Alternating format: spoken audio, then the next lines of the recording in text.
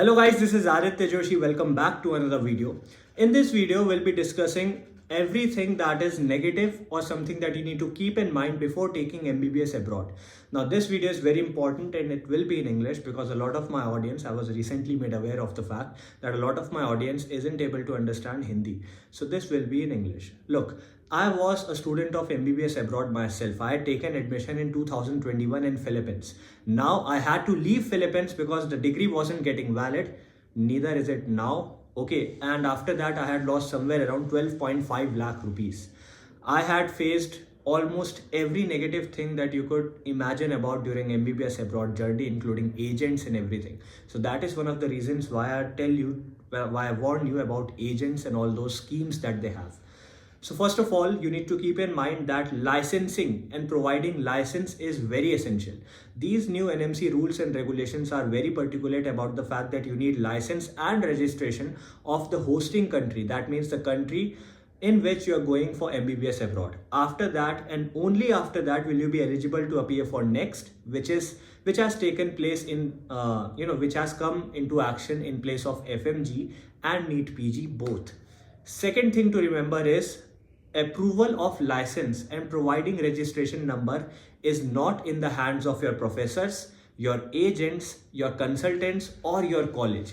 It is only in the hand of the government of that country in which you're going. Okay, and every country has its already existing bylaws. Every country has its existing laws that you need to keep in mind. For example, in Philippines, there was this law called reciprocal law, which stated that Philippines will only provide license to those countries which are providing license to Filipino students studying there. That means India wasn't providing license to Philippines, so Philippines would provide license to India. These are some of the facts and the laws that you keep in mind. Okay, so do your research very well. Even if your consultant, your agent or someone through whom you're taking admission states openly that will ensure that you'll get a license, we are working on it, it won't mean anything because they can't do anything. They can try their best, but it is ultimately in the hand of the government of the nation in which you're doing MBBS abroad. Third thing to keep in mind is the fact that living expenses are something that agents don't talk about openly. This is something that I wish I knew before I pursued MBBS abroad. I had gone to Philippines, you all know that, and I left Philippines, and there are multiple reasons behind that. One of the reason was that my agent personally told me that it would take only around 30 lakhs to complete my MBBS in Philippines. But the living cost was so high in Philippines that they didn't mention it.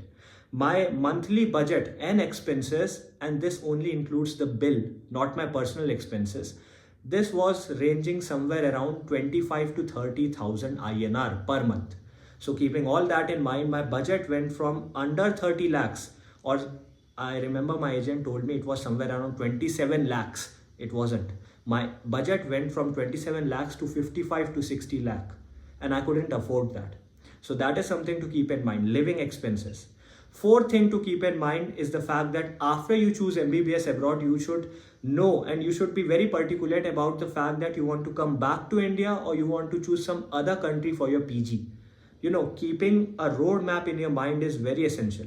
You need to remember that you want to come back to India or you want to opt out for USMLE, MRCS, PLAB, all those things. Now, a sub point in this topic is the fact that no country can provide an extra edge. No college can provide an extra edge for USMLE, MRCS or PLAB preparation. That means even if you want to do your PG from America or Europe, it does not mean that one country is better for it over the other. This is a very important point.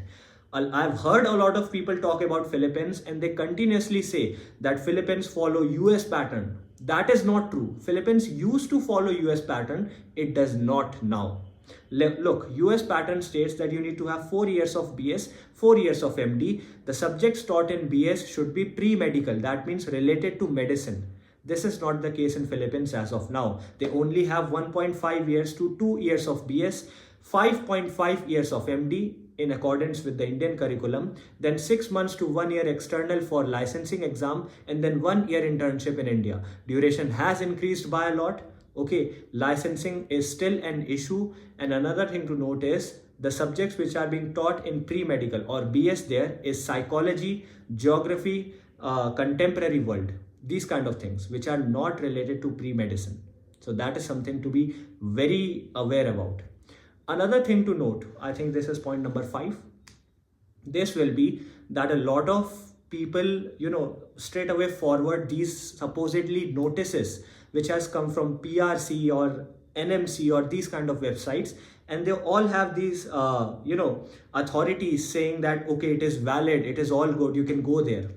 Look, you don't need to believe in these notices. You don't need to believe in people who are spreading these notices. You need to go into the websites and check for yourself whether that website has produced any notice or not. It is very essential. Sometimes people will provide fake notices in order to ensure you that place is safe, and that isn't the case in the ground reality. So you need to check for yourself. You need to open those websites and then search for yourself whether these notices are authentic or not, whether those websites, those organizations actually say about this or not. Point number 6 to know about is the fact that before going for MBBS abroad, you need to know about the ground reality. So it is much better to learn from people who are studying there. Now I'll tell you, a lot of people start becoming agents after they choose MBBS abroad. There'll be students, definitely, but they'll be earning money for every student that they bring into the country. So it is very essential that you make sure that the agency or the source through which you're taking admission is authentic and reliable. It does not matter if you know them personally or not, but they should be authentic, reliable, and trustworthy. It is very essential. Another thing to know about is the fact that you should know what your budget is, okay, and don't exceed that budget. Because even after a year or two, you plan to come back to India, but you want to keep an option open for USMLE, MRCS, then those kind of things, those kind of PG courses will cost a lot of money. USMLE itself costs somewhere around 15 to 20 lakh, which is something that people aren't aware about. They think that, okay, we'll settle in Europe, we'll settle in America, and we'll be earning a lot of money. That is not the case. Residency is extremely hard. Point number 7, and this is very essential point to know about, is the fact that a lot of agents compare FMGE passing ratios of different countries. That is very skewed and false information. I was told that Philippines has FMG passing ratio of nearly 40%. That is not true, and that is not the case. The FMG passing ratio of Philippines lies somewhere around 20 to 23%. Okay. Second thing to note about in this category is the fact that FMG passing ratios mean nothing now. Next has come into action. Okay, and Next has taken both FMG and NEET PG under its wings. So that means you don't really need to clear next exam, you need to top it. For example, in NEET UG, 137 marks are required to be declared cleared NEET, right? But in order to get into a good government college, you need 600 plus marks. So that is the same case in terms of next exam. Clearing next exam would be relatively easier, but getting a seat in PG through that exam would be tough. So you need to prepare in accordance to that. Another thing to know about is the fact that increased duration. This will be my last point which I'll discuss in this video. A lot of universities, a lot of countries for MBBS abroad have increased their duration. Okay, now MBBS abroad cannot and will not end under 7 years. It will take minimum 7 years. Why is that? 6 years MBBS abroad, okay, 5.5, 5.8, 6 years abroad, and then 1 year internship in India. So total duration would be 7 years. So MBBS abroad, I'll say this like I say this in almost all of my videos, should be your last option. Okay, MBBS abroad should be your last option. If you can take a drop, go for it. If you can afford private in India, go for it.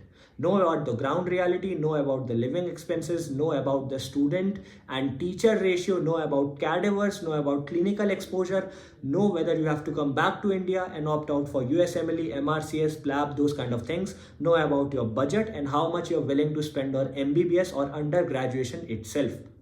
Keep all these things in mind. Okay. Now, after I've been a victim of all those things, I know what is needed to be done. I know how to guide. So that is the only reason why I talk about these kind of things. You'll notice that I take no names, I blame no one. Okay.